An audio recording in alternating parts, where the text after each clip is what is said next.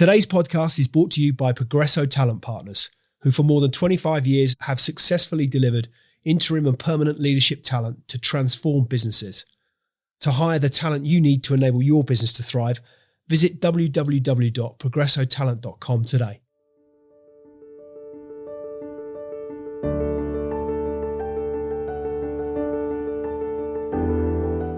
Hey listeners, welcome back to Extrology, where we dive deep into the stories of extraordinary people shaping our world. Today's guest is no exception. I'm thrilled to be joined by Matt Delahaye, the visionary CEO and founder of Inploi, a platform that's redefining how people connect with work in the modern age. Matt's journey from his early influences to building a company that empowers diverse voices and challenges the status quo is nothing short of inspiring. In this episode, we'll explore his personal story, the driving force behind Inploi's mission, and how technology can be used to foster a more human and equitable job market. Whether you're an entrepreneur, a job seeker, or someone passionate about making a positive impact, this conversation is packed with insights you won't want to miss. So without further ado, let's get into it. Matt Delahaye, welcome to the Extrology podcast. Great to have you here as my guest this afternoon. Great to be here, Lee. Thank you for having me. Welcome. And customarily, I think it's always useful for context for listeners when it comes to all things Extrology to dive into a little bit of background. And I'd love to start before we dive into your work with Inploi. Can you share a bit about your early life? And I guess what were some of the key experiences or perhaps influences growing up that shaped your mindset and values? Well, sure thing. So I am from South Africa, from a farm in the province of KwaZulu-Natal, which is in the northeast, in an area called the Midlands, which is called that because it's kind of halfway between the ocean and the Drakensberg Mountains, which is kind of beautiful, rolling, green countryside. And we had a dairy farm, so lots of Jersey cows, which were milked. My mother was a horse riding teacher, so lots of horses. And I guess that was a fairly idyllic childhood, running around with bare feet, not too many rules in the African countryside. Both my parents worked extremely hard. I was going to say, that's the thing that strikes me. It's a grind, right? Farming is a grind. It's a lifestyle choice, I guess. It's 24/7. But so my father he had a full-time office job as well. So he would get up at 4 a.m, working with our farm workers as well, go and do the milking, come home, take a bath, drive into Pietermaritzburg, which is the closest sort of biggest city to where we were, work in his office job for the day, come home in the evening, do the evening milking, collapse asleep, exhausted, rinse and repeat. So that was a formative kind of example. My mum similarly. I didn't think it at the time, but actually is a fantastic entrepreneur running her own business, teaching scores of children to ride and kind of being more involved more seriously at a higher level. So I think that was being around a lot of sacrifice to give me. I've got 3 sisters, excellent opportunities. We went to very good schools. We never went on fancy holidays, but we had our one holiday a week at the beach, a year even. But it was this sense of I sort of got this sense of obligation to do something with what had been given to me because I saw at what price it had been paid, had been bought with. Was there ever a sense that perhaps farming, or even an expectation that farming would be where you would head, that you would inherit the family or take over the family business and that would be the future for you? Not in a you will become a farmer. I think I had perhaps that I would have got the farm. And it was a beautiful place. My father died in 2015. I'm sorry. That's all right. So the farm went then, and kind of life changed a bit. But I think it is a very hard life, particularly as a kind of smaller scale farmer in a world of scale. You look at the vast factory farms of the modern industrial world, and if you're a smaller kind of artisanal farmer, then it's a pretty tough life. I think it's something I'd like to go back to, perhaps. Would you? Having made some money somewhere else, but and why? Yeah. What's the? It would be a lazy assumption for me to make. But so therefore, what's the appeal from your perspective? And this is something I think that I've found like being in a city, and I have taken for granted, but actually like realized that hang on, not everybody had this, but this connection to nature, this kind of sense of our custodial relationship with the natural world, because that is where our food comes from. That is, where we're meant to be, really. So, I think I like the quiet. I like the tranquility. I like open spaces and big skies. So I think it is what I feel most kind of at harmony when I'm outdoors, and a farm is a pretty good place to do that. Yeah, absolutely. So, what about sort of early career, if you like? Then, were there any specific individuals, or maybe even moments in your early career that significantly influenced the way you approach business and leadership today? Yeah. So I mean, I think being South African, I think is relevant in that I was born in 1990, the year Nelson Mandela was released from prison. I remember going into the local township with my parents and standing in line as a 5-year-old, 4-year-old for them to vote in the first election. So I've kind of grown up with South Africa coming out of, a pretty awful time in what is the most unequal society on the planet, which there is massive unemployment and huge levels of inequality and all sorts of other challenges, alongside being one of the greatest countries on the planet and unbelievably beautiful and having wonderful people.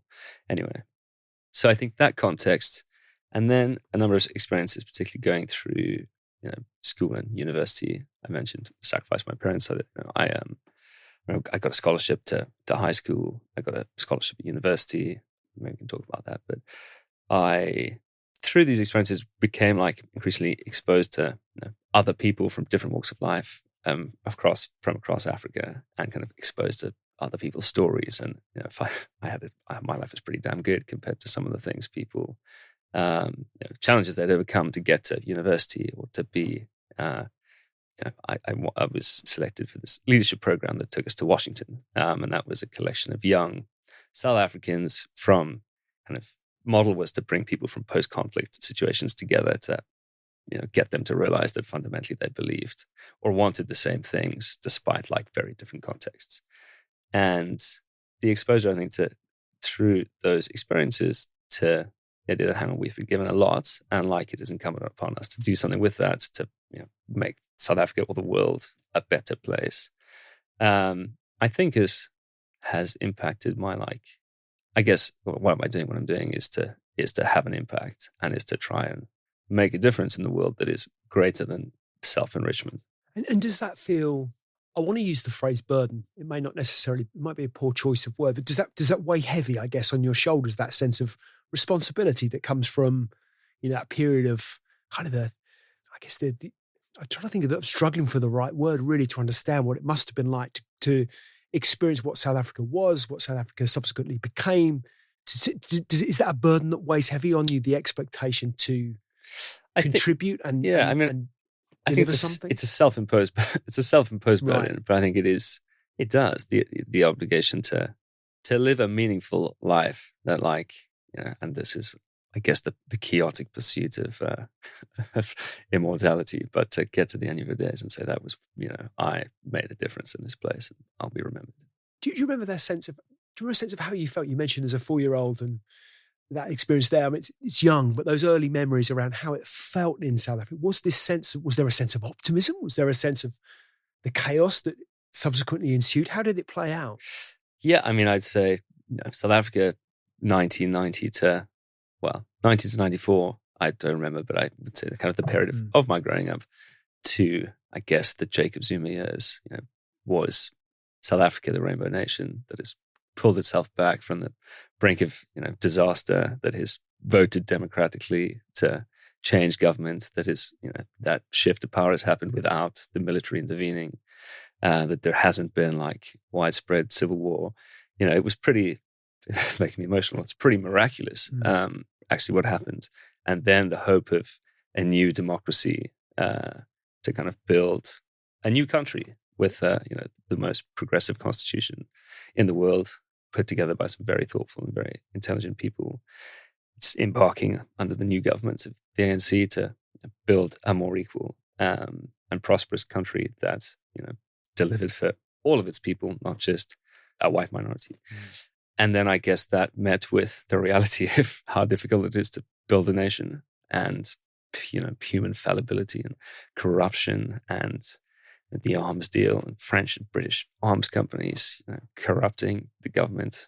And I guess by the time we get to Jacob Zuma, he was the president before our current one, he was deeply corrupt and engaged in a project of systematically looting the state, effectively supported by some big names that perhaps shouldn't want to get McKinsey or Bain on my case, but or Bell Pottinger, which brought them down. Supported in a pretty sinister way by some companies and people from outside the world, other parts of the world who should have known better.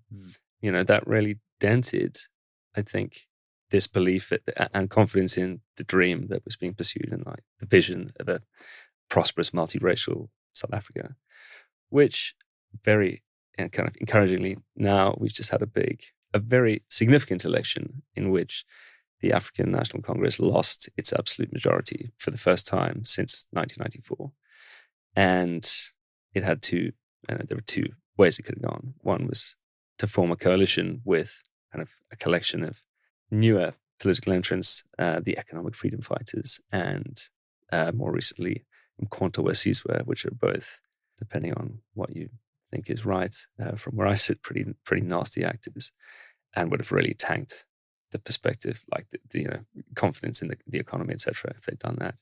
Instead, they formed a coalition with a collection of other parties. The largest coalition partner being the Democratic Alliance, who are the historically white Liberal Party, now obviously much more representative, and who have been governing the city of Cape Town and the province of the Western Cape very, very effectively and efficiently for the benefit of its people. And they're now in government. They have 8 key ministries, and there's this government of national unity, which, interestingly, Nelson Mandela's the ANC wins this huge majority in 1994, but he forms a coalition government of national unity that brings everybody, the ministers from the previous white minority leadership for the National Party into the cabinet. He brings all of these, the Zulu nationalists, the IFP are in there. He brings them together. Absolutely didn't have to, but as this was a mark of the man to create unity. And we're now, post the Zuma years, with the ANC having lost its majority, again with the government of national unity, that I'm not there, but my family are there, and I keep track of it. Has really revitalized the sense of hope and just the vibe in South Africa. I feel like that was a long answer. No, I mean, fascinating, absolutely fascinating. Okay. And I think I'm interested, as we start to unpick, I guess, where you are now, where you're headed. Yeah. How perhaps some of those influences, which ought not to be underestimated, I would suggest, in terms of how they impact your view on the world, on people, on leadership, on what you're trying to achieve from a business perspective. All of it. I mean, these are some really meaningful experiences that I would imagine have shaped you significantly to become the person that you are today. So no, not long-winded at all. I think fascinating, really fascinating. Which led nicely, seamless link into I was going to make the point that your journey to Inploi has been extraordinary. And I think clearly evidenced by what you've just described. What motivated you to take the leap into entrepreneurship, and what was the driving force behind your decision to create something with a lasting impact on people's lives? So I schooled in South Africa. I then went to Stellenbosch University, which is in the Western Cape, and I went to study accounting and finance. Why? Because South Africa education is very vocational. If you were to map the likely paths that people take, if you want to go into business, you do accounting. If you want to be an engineer, you definitely do engineering. If you want to be a lawyer, you do law. And if you want to have effectively like a stable career in a difficult economy, you'd go and become a professional. I knew I wanted to go into business, so kind of pattern matching. Okay, who are the people who run the JSE, is the Johannesburg Stock Exchange, who runs these companies? More than 80% of them are chartered accountants. Therefore, if I want to get there, I should become a chartered accountant. So I went off to become a chartered accountant, which I didn't enjoy, especially I think I would have loved to do history or economics or politics or philosophy. I managed to do a little bit of that on the side, but fundamentally I was training to be a chartered accountant in Afrikaans, because it was Stellenbosch and I hadn't appreciated that was the final faculty that didn't offer its courses in English. We got through that. Anyway, I had an amazing experience there, but knew I wanted to go into business. However, got to the end of 4 years there, and with apologies to my very dedicated and lovely teachers, had found that I'd spent 4 years at a university not especially intellectually stimulated, working incredibly hard and having to, figure out how to do this stuff, but not having interrogated many ideas. But I'm impatient and I'm ambitious, and I was like, well, I'm not going to go back to university and start again. So what can I do that is forward moving, but also gives me that experience? And what I arrived at was going to study something kind of more intellectually stimulating, but at a great university, somewhere in the States, in the Ivy League, or at Oxbridge, and maybe this is me again. Was me like Pat, matching back to where have the people you want to be like on average, for what they've done or where have they been to. And I was very, very fortunate to win a scholarship to Oxford University to read a Master's of Science in African Studies, which was not the same as accountancy at all. So came over to the UK and did that, which was absolutely fascinating. In what sense? What was fascinating about it for you? I mean, I think a number of things. And the irony of leaving Africa to study Africa was not lost on me. But I think it was really good to get out of South Africa and look at it from the outside, particularly being like a white kid in South Africa, living in a pretty privileged kind of subset of the country. You're not exposed in the same way necessarily to hang on, do you realize how weird it was? That, this is how your life was structured, or this is how things happen there. And, just, it was the themes that we engaged with, and it was the interdisciplinary study of sub-Saharan Africa. So, looking at it from the history of it, or sociology, or, I remember the pre-colonial state, or, the HIV epidemic, and why was that so bad in Africa? So looking at public health outcomes, just kind of interrogating these very interesting ideas. Alongside, we had to do a thesis training on, making sure that we were crucially aware of how problematic the role of the academy, particularly places like Oxford, had been in crafting our narrative and understanding of Africa and its people and the continent, and the subsequent impact of colonialism and what it had done there. Essentially, don't do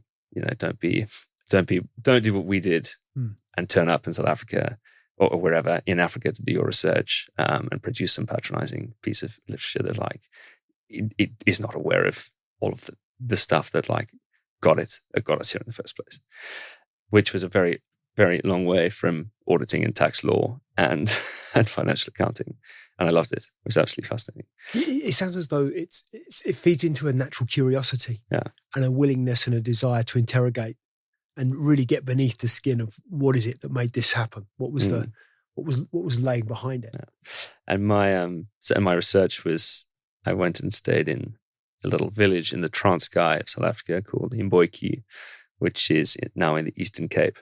And the Transkei was one of the historically, the homelands, they called them, but the kind of semi-independent black states in Africa that the apartheid government created, so that the black people could live there and white people could live here, and of course underinvested in. But the point was that they weren't really involved there. And I was looking at why, in a context where access to land is such an emotional and politically charged issue, where people had historically always had access to land, and the kind of apartheid state hadn't really had an impact. Of course, it had by getting people to go and work in the mines, but it hadn't developed the land, or there were no white people living there. Why were they abandoning their fields? And anyway, so when I marched around there, did lots of interviews, had a wonderful interpreter, met the local weed dealer, which was a big part of the economy, and just did some incredible interviews. Anyway, and produce my dissertation on that. Fascinating. So how do you go from there to Inploi? What's the journey? So when I did that, I was at Oxford and having an amazing time, kind of engaging with all the stuff. Also, I mean, Oxford itself is just an incredible place. Architecturally, yes. Historically, yes. But you're also surrounded by ambitious and or hardworking and or very intelligent people who really care about what they are there to learn about. And you're sitting at dinner next to a biochemist and then somebody who's over from Georgia, where he's now he's working in the government, but he's here to do a master's in public policy. You're just exposed to so much, and the sports and anyway, it was a great time. There's a tremendous diversity of thought. Tremendous diversity of thought. Yeah, and the space to interrogate it and to debate it, and just a great place for that. What a university should be. And I was getting towards the end of the end of my second term. I realized I sort of had 4 months left here, and the last thing I wanted to do was leave. So I applied for the scholarship I was on again, which is it's now called the Weidenfeld Hoffman Trust, but it was then the Louis Dreyfus Weidenfeld Scholarship, which is a bit like the Rhodes Scholarship, right? But the Rhodes was conceived of and built for the empire to bring the leaders of the colony of the British Empire to Oxford to meet and mingle and be conditioned and then go back. The Weidenfeld Trust was set up by a guy called George Weidenfeld, who is the Weidenfeld and Nicholson, the publishers. And he was an Austrian Jew, fled and found himself in London, and just this incredible man. But he, having experienced the horrors of the 20th century in Europe, came fundamentally to believe that, a little bit like what I was saying about the Washington program, the dialogue and the kind of bringing together of people from diverse backgrounds to, one, appreciate that we have more things in common than we have which separate us, and two, that we can learn from each other and apply, perhaps in slightly different contexts, the lessons and the experiences of another to ourselves. So he set this thing up for leaders or kind of emerging leaders from effectively the developing world, South America, Africa, Europe, Eastern Europe. And anyway, I was very, very lucky to be one of 28 scholars in my year. And point being, they were paying for me to be over here in the UK and getting what would have been a very, very expensive in Rand terms education. And I applied again to go to the business school because that was kind of where I'd come from. And my kind of long run goal, I guess, is to go back to Africa in some capacity. And I think to work on entrepreneurship and investment on the continent, it's just super exciting. There's so much opportunity. So step one was training to be a businessman in South Africa. Step two was finding that unsatisfying and wanting to expand my mind. And the argument was, fine, if I'm going to do business in Africa, it would be very beneficial to have a real understanding of the socio-political context in which this is going to happen. And then I kind of flipped that around on its head and said, right, well, I've done this master's, and actually, if I could go to the business school and do an MBA, then that would be a much broader and general business training to then marry those two things together. What do you think you got out of the MBA? So I think I was the youngest member of our class, and I was 24, and I was too young. There is merit. People say you should go when you're kind of later with some experience. So my experience of it was very intellectual, as opposed to having gone off and worked really in some big organization or otherwise and come back with that experience. With that said, it was an amazing experience. I think I got one thing I really got was the better at dealing with massive complexity and huge volume rather than, so there was just so much. The workload was immense. The breadth of stuff you were doing was immense. It was just not possible to be a perfectionist about it. So you learn how to do good enough across multiple things rather than brilliant at everything. So that was amazing. I think I also got perspective. A lot of times I think going to Oxford as well, oftentimes in life, I found myself looking at something or someone or wanting something and imagining that there is some secret source, or like there is some magic, or there is, something there that I don't get. That's why they're that way and I'm not, or, and then you pursue this thing and then you get it and you sort of arrive and you look behind the curtain and you're like, is that it? And I think the MBA, Oxford in general, but the MBA as well, we met some incredible people. I remember going to Silicon Valley on a trip to meet with entrepreneurs and to go visit companies. And I remember we went to Fitbit, which was like at the time in some garage. We went to Thumbtack, which is now, was like in their first office. I mean, these are now huge companies, but you meet these entrepreneurs, you're like, okay, like you're impressive, but you're not God. This is achievable. Do you think that was a source of inspiration? Instilled some, I want to use the phrase confidence, it's not to suggest that you lacked it, but it gave you that, the steeliness perhaps, and the understanding that actually, to your point, these people aren't superhuman. They have something. Yeah. But it's not big time. It's not beyond the pale that you can reach this yourself. Yeah. I think that is like the value of exposure is kind of realizing that people are just people, and also people are very different. Kind of that the problem with the like pattern recognition thing I was talking about is that it's very easy when you are somewhere to look backwards and do it, but actually like there are plenty of different stories and lots of different types of people doing lots of different things very successfully, who are completely different in terms of their personality and that was a learning for me. I think like growing up was also like this kind of single story narrative is inaccurate. Yeah, absolutely. So why Inploi? So I realized I didn't answer that question. In between those 2 years, my sister lived in London at the time, and I was a student and I had no money, and I was going to do an internship, and they moved the start dates, and I was on her sofa. I was like, what the hell am I going to do? And I'd seen, actually really just around the corner here, she was living in Fulham, there was a restaurant by the Fulham Broadway, which had a sign in the window saying waiter needed. It's like, that's fine. I am like half competent. I'll just go be a waiter. Anyways, went there and said, like, I'm here to inquire about this job. And they said, no, unfortunately, the job is gone. So like, fine, I will find another one. And, spent the next 2 weeks trying to find a waiting job, going online, applying for, roles on job boards, like looking up recruitment agencies, like staffing agencies. Couldn't do that because you had to go to like a training day, which was only available in 3 weeks from now. You were like, this is insane.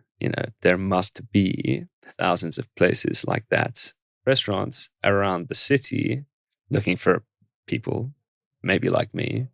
Here's me wanting to work, looking for that. Why this is fundamentally inefficient and this, should work better. This was the time. So that was this is messed up. Mm. It was also the time, marketplace businesses were very in vogue and like a thing for a while. And this was that era. And it was, Airbnb was kind of coming to the fore, connecting supply and demand of people who wanted to let their house or to find somewhere to stay. Deliveroo was kind of new on the scene, connecting supply and demand of restaurants with people who wanted to order food at home. Tinder and dating apps, connecting supply and demand of people who wanted to go for a date. I was like, why does this not exist for this market? It should do. Mm. So I went back to the MBA and was able to kind of interrogate some of these ideas. We had a kind of entrepreneurship project, which had a great team of people from all sorts of different disciplines, and managed to convince them to look at a version of this problem. The project we did was actually looking at connecting the supply and demand for domestic workers in South Africa. Because if you do this, if you create a platform, you can then regulate trust. You can, verify that people are who they say they are. You can make sure that they get paid. There's a whole bunch of ancillary benefits you can do. So, point is, started looking at this marketplace model for the labor market, and kind of got convinced that there was something here. Graduated the MBA, started working briefly at a private equity fund that was investing in agricultural assets in Africa. You can see some of these things linked together. And it's like, this is interesting, but it's going to take me at least 10 years to do anything material here or in an equivalent place.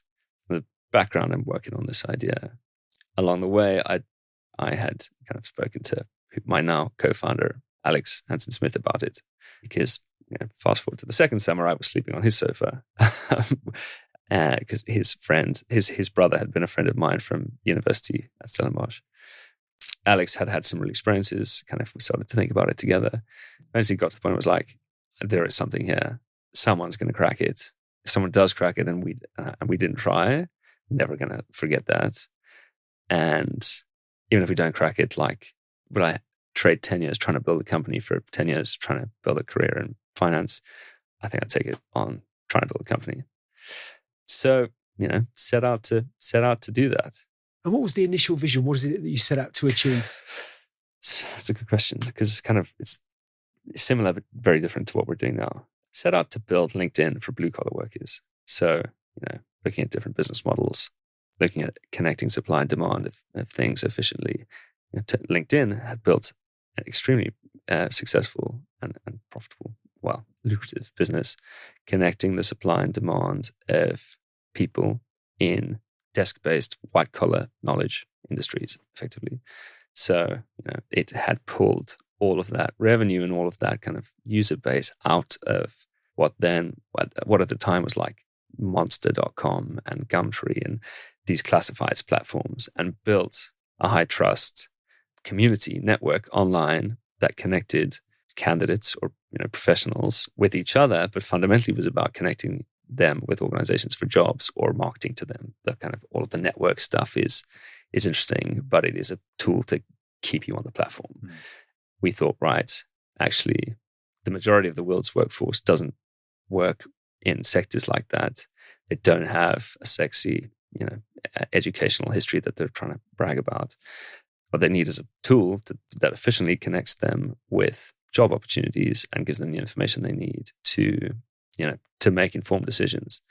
And like the kind of social imperative is that the people who can least afford huge friction and time delays in the moving around of jobs because you're paid minimum wage and you probably don't have substantial savings are the people who suffer the worst user experiences online. It's difficult to find jobs and you never hear back, and it's super clunky to apply for them. And you don't know what else is out there. So it's difficult to benchmark what you should be getting paid. And that friction keeps you in the job because you can't afford to, spend 3 weeks trying to find another one. So long story short, LinkedIn is doing this very well somewhere else. What if we take those principles and apply them in a marketplace model to sectors with much higher levels of labor turnover, so that the kind of need to use the platform is all the more great. And we set out to do that. How do you get started? You just go for it. That is, I mean, amongst the hardest things. And kind of entrepreneurs I've spoken to, who are like, when's the right time? Like, you can de-risk it in your mind, and you can kind of de-risk the potential opportunity. But at some point, you're never going to be fully prepared or feel fully prepared. I still count it as one of the most difficult things ever, was just being like, you know what, I'm doing this. I'm going to stop applying for jobs. I'm going to just walk in and figure it out. Oh, what are the barriers to entry? Is it a coding issue? Is it a programming, software capability? Where are the barriers to entry? I mean, I think then, much more than now, having development resources was a huge, you needed to have. And I was not a developer. Alex was a designer, but not at the time a developer. So, what could we do? We didn't have money to fund the thing. We didn't have any kind of traction to hire somebody to build the thing for us yet. So we set out, bottom line is we needed to get some cash from somewhere to start to build the product. How do you do that? Well, you need to get other people on board who buy into you and this thing that you're saying that you're going to be able to achieve. How do you do that? Well, go out and speak to people. So, we went out and kind of validated the hypothesis, speaking to lots of employers. At the time, focusing on the hospitality sector, one, because that's where we initially experienced the problem, but two, big workforces, high levels of labor turnover, super inefficient sourcing and kind of recruitment processes. Speak to loads of restaurants and restaurant groups or just managers. How do you find staff? Is it a problem? What could work better? okay, if we could solve this for you, like, would you be interested in a product to try that? Great problems are there. Yes, in theory, would be interested in a solution.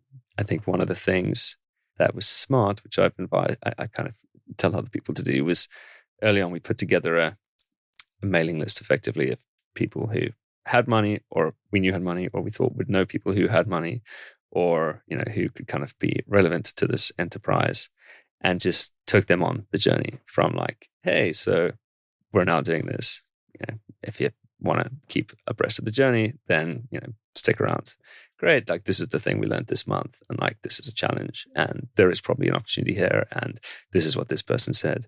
And anyway, kind of getting people bought into the story, so that kind of 4 months from then, I think we started in November. 4 months from then, when we were like, okay, we are sufficiently convinced that like there is an opportunity here. Then now, how do we get it? Well, we need to raise some money. We then sent an email to all these people saying we're raising some capital to start to build this thing, and that's how we got started. And wouldn't ask you to name names, but do you remember, was there a point at which that first email landed in an inbox and said, yeah, okay? And how did that therefore feel? That's a good question. So this is 2016, and we talk about the journey we've been on since then through the pandemic as well. I don't remember exactly who that was. There are investment conversations we've had that have absolutely ticked that box. But I don't remember who the first commitment was. I'm going to look that up though. I mean, but at the time, this was like, mates from university. Yeah. Like, it's friends and family. That's the sort of smallest investor put 500 quid in. Yeah. But they all count, right? You need every penny that you can get from that get-go. That just literally that seed capital that just gets you some momentum. Yeah, absolutely. So in terms of, to my mind, Inploi is transforming how people connect with work. And I think it's a really, we touched on this before we started recording it. So I find it fascinating. How does your platform, I think the diversity of voices that you're empowering is something that really strikes me with the nature of the workforce that you're engaging with. How do you empower those diverse voices, and what impact have you seen it make on an individual's career journey? So I think it's relevant to kind of explain what we're doing now. So explain that we started out to building a marketplace business, kind of something like LinkedIn. And the challenges that involved, we're trying to build two audiences of people. One is people looking for jobs, and one is people looking to hire them, which is very hard to do if you don't have either, because you're selling jobs to people who want jobs, but there are no jobs, and you're selling people to companies who want to hire them, but there are no people. So the challenge is like, how do you build supply and demand simultaneously? And we, literally walked the streets, like going to managers of restaurants and saying, we've got this great platform, like it's got all these people on it, but you should just post a job. You need to make a profile and post a job. And then they would do that. And then we would literally like go to a CV database and buy the CV database for chefs, for example, and call up 50 chefs and be like, this is a great job that we think you're suitable for, but you can only apply for it through this platform. So you need to sign up and make a platform. Doing stuff like this. It's labor-intensive work. I mean, it's real grind. Do things that don't scale, as what Paul Graham said. But yeah, we really ground to build enough liquidity in that marketplace. The challenge was, how do you cost effectively acquire or reach audiences of people who would want to work or kind of do jobs? How do you get them from how do you transport them from being in front of them with your name or your opportunity to, in this instance, a registered user? And then, because this is just how you should do things if you're remotely analytical and serious, like use data to understand what is working and what is not, so you can do more of the stuff that's working, or understand why the stuff that isn't working is not. Anyway, so acquisition of users, of candidates, onboarding or user experience of finding and applying for a job, and data and analytics to optimize and refine. Selling to hotels, restaurants, cafes, bars, pubs. Go into the pandemic with a pipeline of these types of companies and a customer base of these types of companies. Of course, all of whom immediately stop hiring and then start cutting every cost they can. And probably top of that list is software to help you make more hires. So we went from ticking along fairly well to kind of dead overnight. We had some money in the bank, fortunately, and I remember having a pre-furlough having a conversation with the team, being like, this is really very bad for the world, sure, but like very, very bad for us as a company. I have no idea how long it's going to last. We have a few options here. Like we can't keep paying you. We can call it quits now. And when this is over, if we're still around, we can come back together and you're still interested. Or we can pay you £500 a month and we'll try and do more if we can. But like we can put our heads down and try and figure this out. And everybody, except for one, said, let's figure it out. Well, credit you.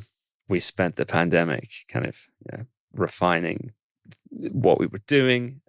We tried some trials in New Zealand because that was like a closed economy where things were still working, which was useful because it helped us to think about internationalization and kind of how that works, and kept in touch with particularly like the bigger employers who we had in the pipeline or in conversation with, and who had said that they were keen to do something, so that when we did get to the end of the pandemic and the world opened up and people were hiring again, we would be front of mind and we could then hopefully pick them up and resume. But I think it also forced us to confront just how difficult building a marketplace business had been. We had never raised any like venture capital, so we'd done a hell of a good job, but on a shoestring budget, which makes us very capital efficient now. But it meant that we had to do things smartly and kind of growth hackery things to try and get this thing to work. In conversation with those bigger employers, realized pretty quickly that as things started to open up, the nature of the labor market was fundamentally different to what it had been pre-pandemic.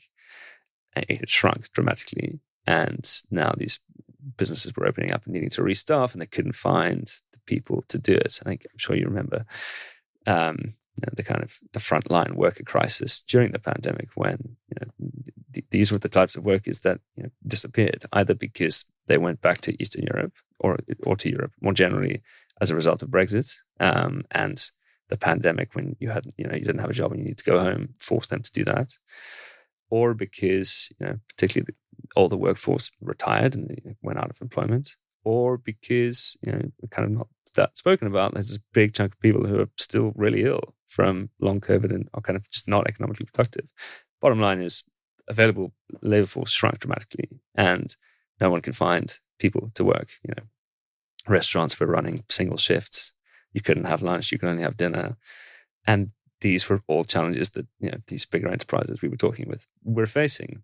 Turns out we'd spent the last 4 years pre-pandemic figuring out how to fix the problems that they now faced.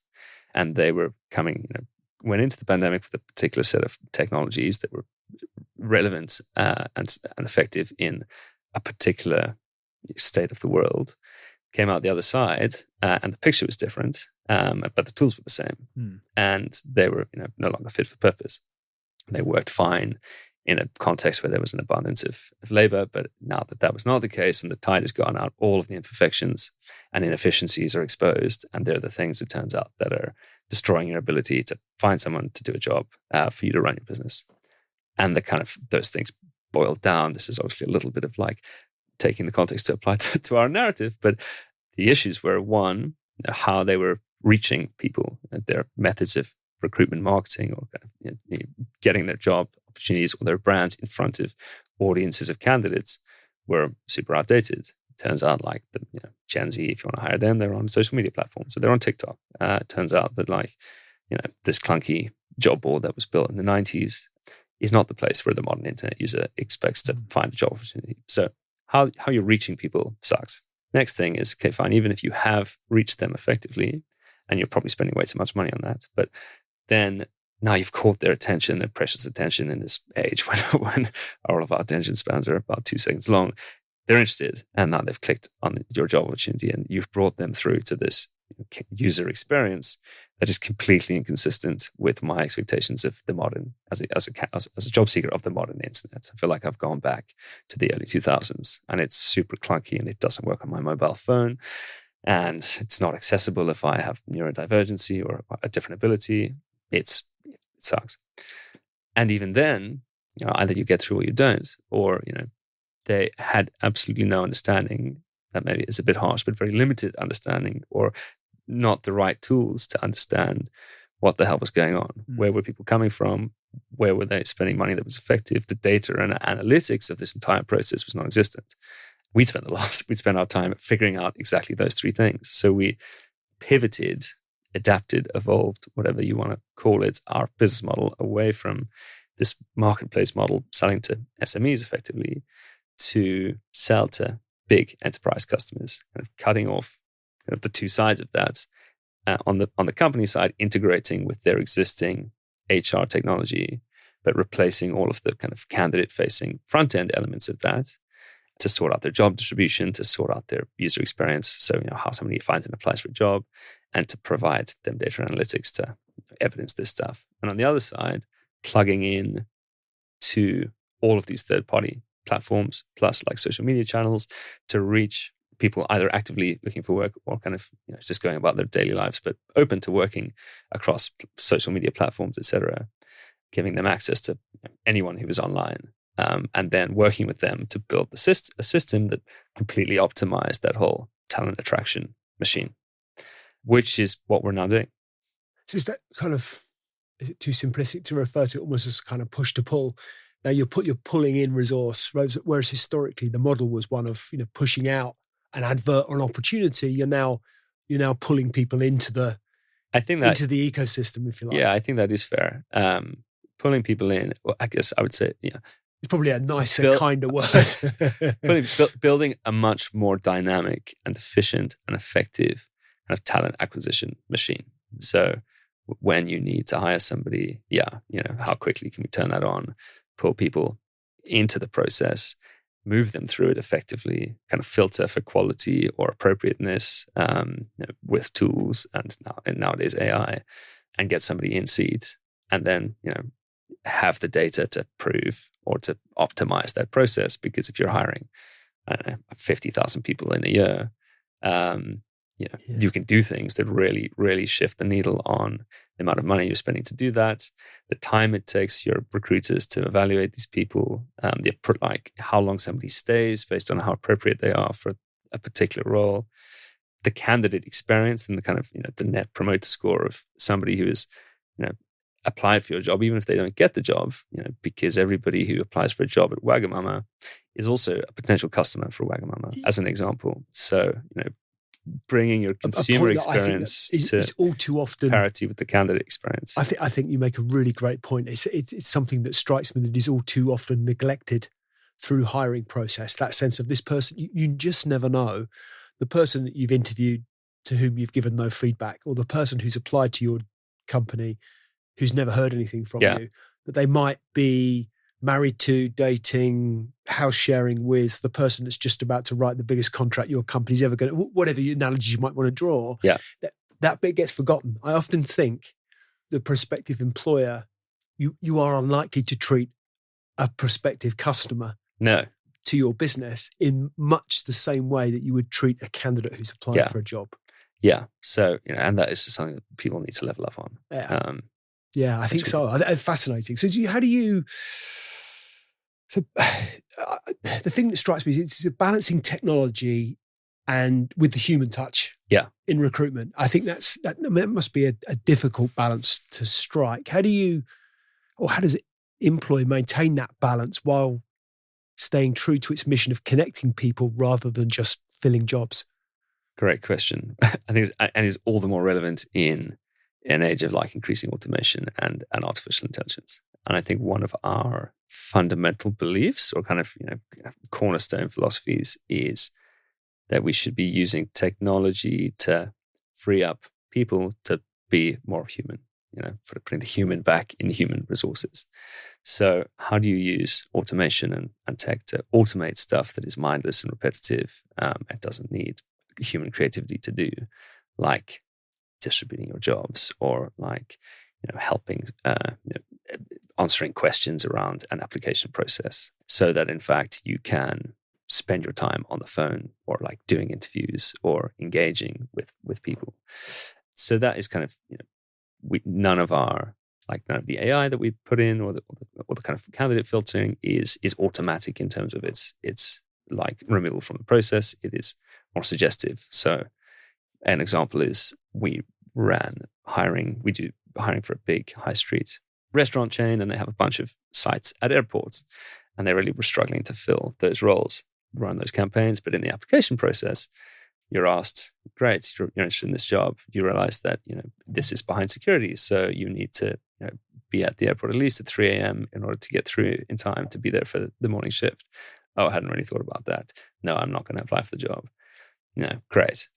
What that actually means is somebody hiring manager X, who now has to evaluate, kind of look at these candidates. That was a 5-minute phone call, which is like, oh, fine, you don't want to do it. You get that time back. Yeah. But you've also you've saved everyone's time. You've improved the experience of applying for this job. So that's one example. But I think the fundamental point is leveling up the candidate job internet to the level of the consumer internet, and then using tools to give people time back and to help them achieve better outcomes. So in terms of candidate experiences at the heart of what Inploi does. Yeah. Certainly that's as I read it. And I think, how does the platform inspire individuals to take control of their career journeys, if you like, and how does that translate into a broader career satisfaction? So it's an interesting one in that the platform now, as Inploi, doesn't really exist. It's completely white labeled. Right. So we are, I would say, empowering other brands to provide that. And how that is, we give them and work with them. We provide an incredible canvas for a brand to really, tell an authentic story about what it is like to work there, and to sell itself as well. Because in the way that you're marketing products online, you're now marketing jobs, and you're selling the perks and benefits of working there. But also, we were talking in the prelude to this about the cost of making a bad hire, or the cost of refilling a position. If you missell what it is like to be somewhere, you're going to be refilling that job in 2 months' time. They're going to turn up and it's going to suck. And they just didn't have an appreciation of really what they were going to be doing. So getting that kind of authenticity about, this is the reality of what it is like here, and here are stories from people who, are working here, and kind of here is the career progression of X, who started as a barista or like a kitchen porter and is now, running the group as the now CEO of Pret did. Kind of shining a light on these places and these work environments, whilst also making it easy. And this is, it sounds simple, but it kind of the impact on all of the stuff that matters for a company shouldn't be underestimated. Just making it easy to find a job that you're interested in, to learn about that opportunity, and when you've decided that you are interested, to apply for it. Removing unnecessary friction from that process for the modern internet user, who more than 80% of applications are coming from people who are using a mobile phone. I think more than 15% of the UK workforce is now kind of considered to be neurodiverse. So, what is my experience of finding and applying for a job? And how does that stack up with my experience of buying something on Amazon or renting a place on Airbnb? Bringing those things into consistency has a huge impact on the experience of the candidate. You mentioned authenticity there, Matt. I think the thing that struck me is that your own personal values of authenticity and conscience, I feel, have really shone through what you've talked of today. The thing you've got something that you're building something that has a potential to make real significant global impact. So how do you stay grounded? And I think, let me be, I'm not a saint. I want to make a lot of money. I'll be clear about that. But I think doing that in a way that has a net positive impact on the world is important for me. How do I stay grounded? I mean, we're not. Ask me that question 5 years from now, but there's a long way to go. Yeah. Like, you're faced with every day the challenges of actually building something. Yeah, it keeps you humble because you make mistakes all the time. I think that's the founder journey, isn't it? That humility really shines through as well. And I think personal growth is central to Extrology's mission, certainly, and consistent through all of the conversations that we've had on the podcast. How do you prioritize your own growth, and how, therefore, do you encourage your team to evolve personally and professionally? I'm not sure I get it right all the time. I think that is also part of the founder journey, is like wild swings between balance and like complete inconsistency. But I think that it's fundamental to me as well is this constant desire for like improvement or betterment or learning. I try to weave that into. It's also kind of incumbent in the role because as we grow, you have to reinvent yourself and you have to reinvent your job, and you have to also get comfortable with giving parts of it up to other people so that you can focus on different things. I think making time for reading, time for learning, and I think kind of promoting that in others, particularly kind of scaling and giving other people responsibility, is how you kind of instill that in a team, which also gives you time back. Yes. But that like interplay between sufficient responsibility, empowerment to learn, the space to make mistakes, and kind of just a constant pursuit of excellence.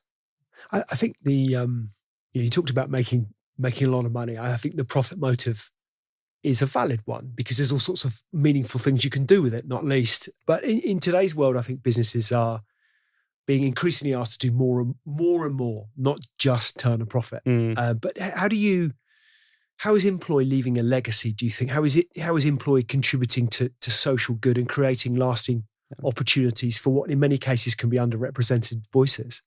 So I mean, it's a good point. I think I have a fundamentally stakeholder view of capitalism in that businesses are designed to create shareholder value and the profit motive is fundamental to them. But it's not all that they're meant to do, particularly in a world that is hugely unequal, where the environment is crying out.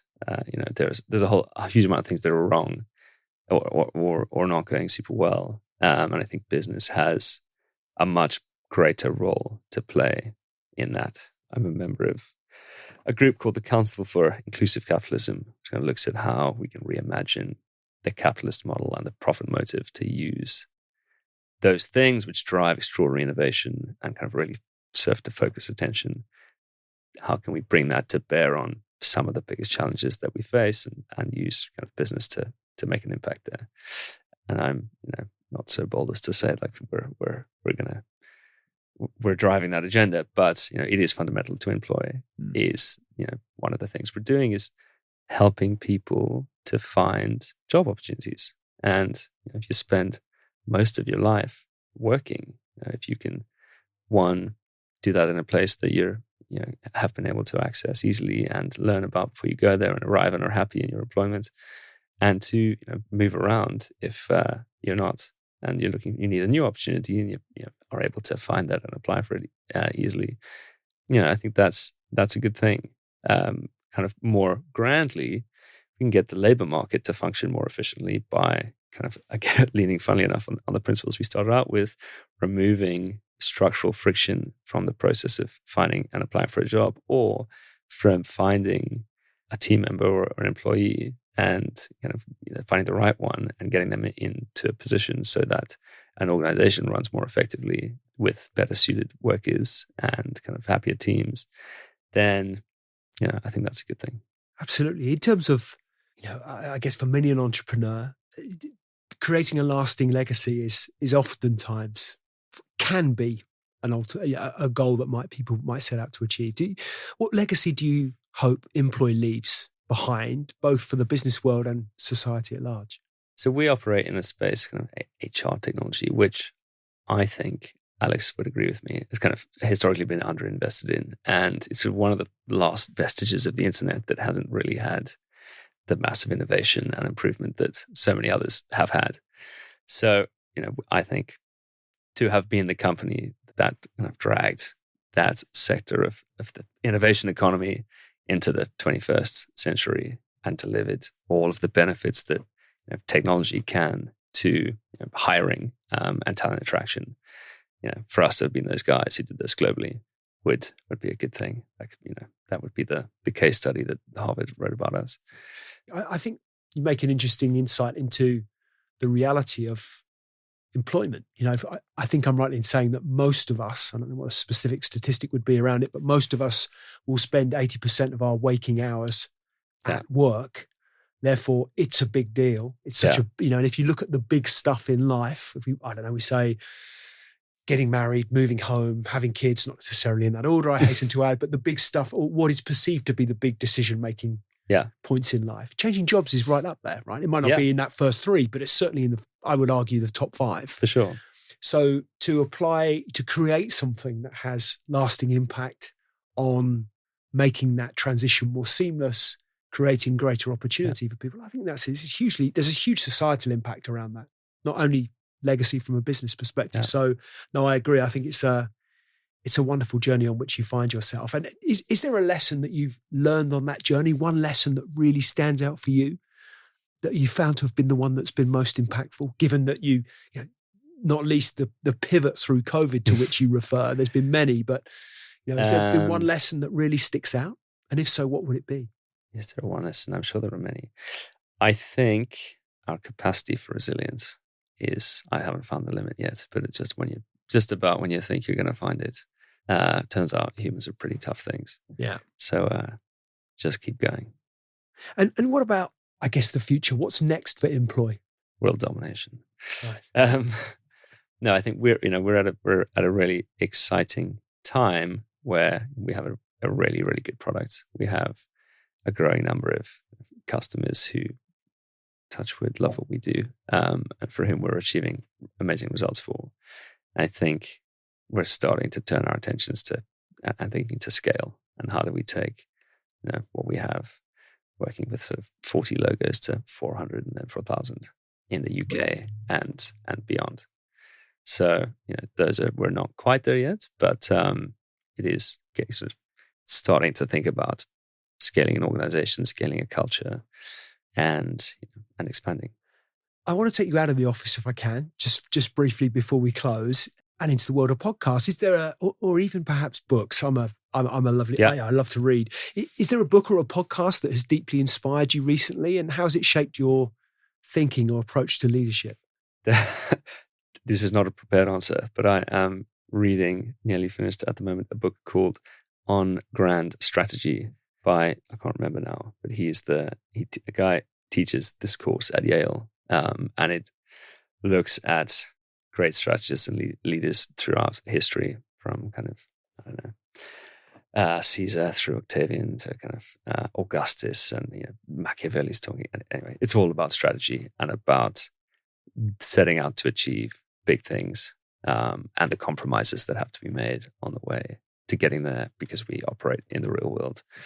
And it's brilliantly written. I think it won a Pulitzer Prize. So I couldn't recommend that book highly enough. On Grand Strategy. On Grand Strategy. I shall have to look that one up. Yeah. Absolutely. Is there a sort of entrepreneurial figure that, among your influences, you aspire to, or you admire, or that inspires you? I mean, there are so many. I think I particularly appreciate the Airbnb guys. I think Brian Chesky is very cool. I think they've built an amazing company. And I think they have balanced providing an amazing product that has, there are problems in some cities, etc., but fundamentally delivered a social good and allowed us to utilize an underutilized asset and share. They've built a great company. They have kind of kept their humility. He hasn't gone and pulled an Elon Musk. So I'm a big Airbnb fan. Oh, and what about, I've always found this a fascinating question to understand. I wonder if there might have been an answer from the outset of our conversation, but if there was a conversation that you could have with one figure from history, who would it be, and what therefore might you want to learn from them? Gosh, I would, this is probably a cheesy answer, but I would love to have a real conversation with Nelson Mandela. I don't think that's a cheesy answer at all. I think not least because now in his legacy is kind of questioned in sort of in the way that Gandhi's has become, or Churchill's has become, this sort of godlike figure. So many people is now being revised, and he sold out to political power for economic power, and he made particular this. I would be very interested to have those conversations and get a sense of, one, did he, would he agree with that? Two, what would you make of the analysis that you weren't all gold? In addition to this is the guy who made those compromises and took a country from the brink of civil war to peace. And lastly, if you could master, away from the workplace, if you could master any skill overnight, what would it be and why? One skill, I would say, I was a Mandela Rhodes Scholar, which was a program he set up with the Rhodes Trust to try and close the circle of history. And he died. I would have got to meet him, but he died the year before I got it. So it was a real shame. So that's all the more reason why I would have liked to. Absolutely. Yeah. Absolutely. If there was a skill I wanted to master, I would love to be a brilliant linguist. There are people who, can speak 7 or 8 languages. I can speak a few, but I'm not like the guy who just picks it up. I think that would be an amazing skill to have. And lastly, let's go back to Inploi. Where should we be pointing listeners to find out more? Where should we send them? We have a website, www.inploi, and people always, it's a difficult one. We had to find a name. We had to change our name. What can you find that is sort of appropriate and that you can get a domain for, and it's cool. I think it's cool. So Inploi, inploi.com. There, or LinkedIn is a good place. We have a good LinkedIn account, and I'm on there too. Fantastic, Matt. Thank you. It's been a pleasure to speak with you this afternoon. I've really enjoyed this conversation. There's so much insight there, so much that listeners can take away from which they can learn. And you absolutely, and then some, stayed true to the Extrology purpose, which was educate, inspire, and entertain. You've delivered in spades. So I really appreciate your time. And cool. Thanks for the conversation. It's been great fun. Thank you so much for having me. You're welcome.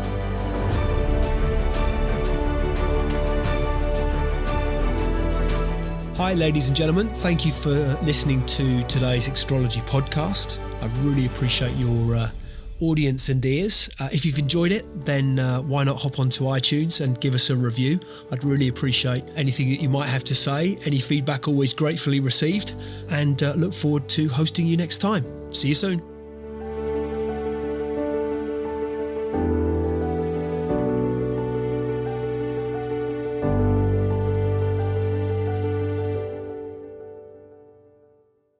Just a reminder, today's podcast is brought to you by Progresso Talent Partners.